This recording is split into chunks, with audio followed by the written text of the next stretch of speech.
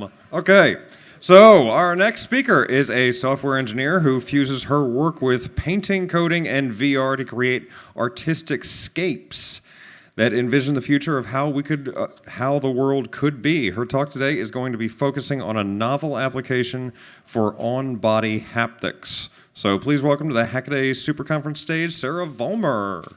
Nice. Oh, yeah, good idea. Oh, okay. No, not first. Okay, so one little correction, not a software engineer, just so that's out there. Learned how to do that. So what I'm here to talk about is sort of start off with an adventure in sensory perception and how to sort of combine different senses and sort of for performative, performances that we do.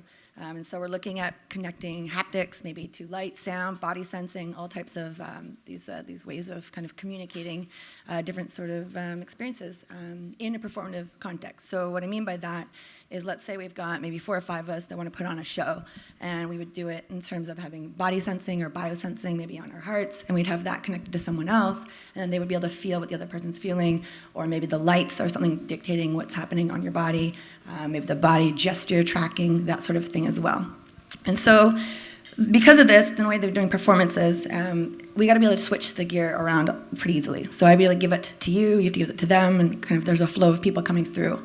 So what happens is we wanted to wear wearables, maybe to put some kind of haptics into the systems, but because of that, they tend to be like specific to one person, and then we can't really transfer them easily. So I was thinking about what I could do, and one of the things I was looking at was maybe we can have some kind of modular, pieces that I could transfer around. And so the first thing I came up with, which was great fun, is I thought that maybe I could connect things with a LilyPad Arduino, because then we could wear them on ourselves, but that involved a lot of sewing, and I wasn't good at that, so that was not there. But then I ended up with 5 of those left over. So I had 5 of those, but I needed to connect them to something. So I connected them with a Bluetooth, obviously HC05s, HC06s, okay, so we got modules there. And that was cool, but they kind of fell apart, but they did work the one time. And so after that, I'm thinking, what else can we do with these? So I then started looking into what else was there. And I realized first thing I want to do, obviously, if you can see these, maybe I'll go over here, was come up with a new way to connect things. So, I don't know if you can see that or not, maybe do this. I'm not going to help on it.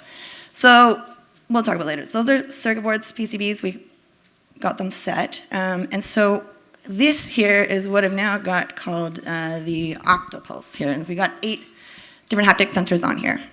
And so how it works is we've got one main module here, okay, connected through to 8 of these other sensors. Now you could have 8, 3, 2, 1, it doesn't matter. That's kind of the point. So what I can do then is you can easily kind of pull them on and off, switch them around, and give them to other people. And so the point of that was so that we can either wrap them around an arm, wrap them around a leg, wrap them around your back, neck, etc., to sort of transfer these systems. This guy, so all of this actually is online, so you can grab that if you want to. I don't know, can I play the movie, or how much time? I don't know where we are. Is there a movie I can put on now, or maybe? Yeah.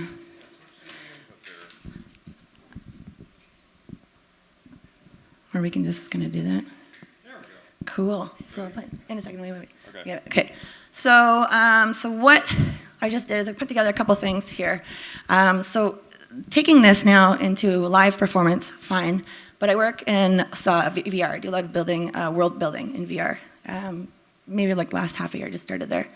And so I'm interested in sort of your sensory perception within VR, okay? So looking at what's real, what's not real, virtual, obviously versus reality, virtual reality, and how can you transfer that sort of information when you're in these worlds, and whether or not, it's done through sight, which is obvious in VR, but how can you transfer other senses, right? So haptics, smell, sound, these types of things.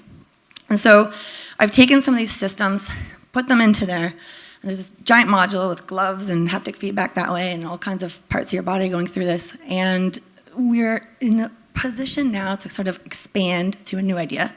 And that's sort of doing a silicone, I guess printed silicone sort of nubs for your fingers. But in that context, I'm looking at well, let's see, everything else is sort of big and clunky. And so I was talking with an artist friend of mine, and we're looking at perhaps starting with the concept of aesthetics first. And so looking at the things like rings and bracelets. And instead of, starting with these giant electronics on, making them work that way, I'm like, well, maybe there's a way I could force them into these smaller sort of pieces.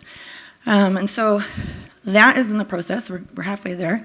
But I've got just a quick little clip here of sort of seeing some of this in action within the VR spaces, I guess. So I just hit this guy, I think. So this here is just showing, so this is just streaming. We're getting the connection going from one to the other. So this is our lab there. I work at university, I'm a student there. And so this is the belts here that I was talking about just now. So I just go backwards a bit here. So you can see here what we're doing is just transferring, obviously, content. So I don't know if you can't see that clearly, but it's just looking at each of the buzzers. So we're doing it through open sound control, which is just a way of sending signals that you can allocate to each one. And so here we go. We check it, clear it out, feeling it, make sure it's working, belts on, cool. And so in VR, though, I need to find a way, obviously, to activate the belts. So here, so I've set up the HTC Vive in this sense, and what I've got is the HTC Vive sort of camera device. They trigger, just by sight for that one to see whether or not I've got the haptics on and what it can generate from that. And so when the camera gets near the HTC Vive trackers, so that's what I consider the hands here when you're in VR. When you notice those, or when it notices that, it triggers the haptic response. And so that was just, one way to sort of go about that. Also, we're thinking of, putting it in place around your body. So maybe you're in a world and a creature comes up or something happens to you, and you can sort of sense that within your the space you're in. And coming in. Cool, you're still going. All right, this is it now. So I think this is now the VR, one of the VR worlds we're in. So I'm just gonna let that one run here. I don't know if there's sound or not, but oh well. So this is kind of just an interesting space to be in. And so here are hands that I've tracked out. So these are gestures circulated to someone's hand. So when they're in this space, their whole hand is now mapped out. That's coming through. And I've now connected both, there's haptic gloves and then haptic components to them. So you can see that one-to-one ratio. And so within that space there, you can kind of play around, grab things. The haptics sort of would sense different parts of your body. We've got it in the sense that you can also have your gestures sort of trigger haptics on other people. So that's sort of a component as well, is looking at world building, but in a collaborative, sort of co-creative spaces. And that way you've got multiple people in there. Okay, cool. So we're also creating with you. One example we've been working on in the lab as well is modular synthesizers, but in VR, and then where multiple people can be playing at the same time. And so looking at, obviously you're trying to grab very articulated gestures with that.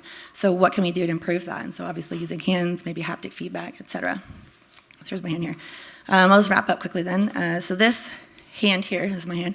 But what this started off with was our new idea that we're thinking of with the rings and stuff. So like, this is my new prototype here, is on my hand.